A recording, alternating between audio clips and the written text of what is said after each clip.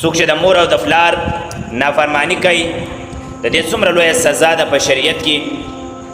نو حدیث پاک کې راځي بخاری شریفه کې رسول الله صلی الله علیه وسلم مبارک فرمایي ان الله حرم علیکم عقوق الامهات، بشک الله تعالی جل جلاله په تاسو باندې د میندو او د پلارانو نافرمانی حرام کړې ده.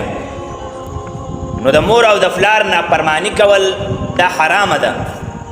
یو بل حدیث کې راځي دا هم بخاری شریفه کې دی الا انبئکم باکبر الکبائر، ایا زه تاسو خبر نه کم د غټو ګناهونو نه؟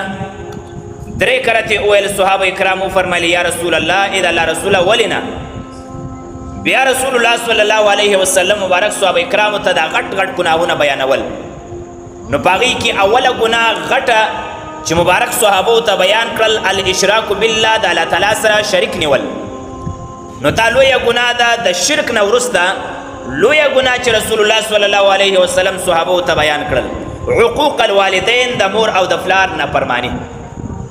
نو په دغه حدیث کې هم دا راغلل چې د مور او د پلار نافرمانی دا لویه ګناه ده او دا یو حرام عمل دی.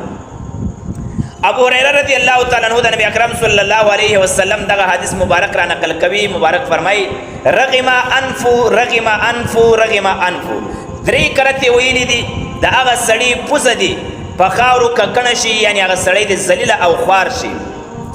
درې کرته ویله صحابه کرامو پوښتنه وکړله قربان دا څوک دی چې تاسې ورته خیرې کوئ چې هغه سړی دې ذلیله شي او خوار دي شي؟ یو کرته نه درې کرته مو وویل. ورک ویل چې زه خیرې هغه چاته کوم من ادرک ابویه عند الکبر احدهما او کلیهما فلم يدخل الجنه، د کوم انسان چې مور او پلار دواړه په بوډاتوب کې پیدا کړي، یعنی دی خپل ځوان دی او مور او پلار دواړه چې دی هغه کمزوري دي، دی دومره خدمت ونه کړي چې د هغې خدمت په وجه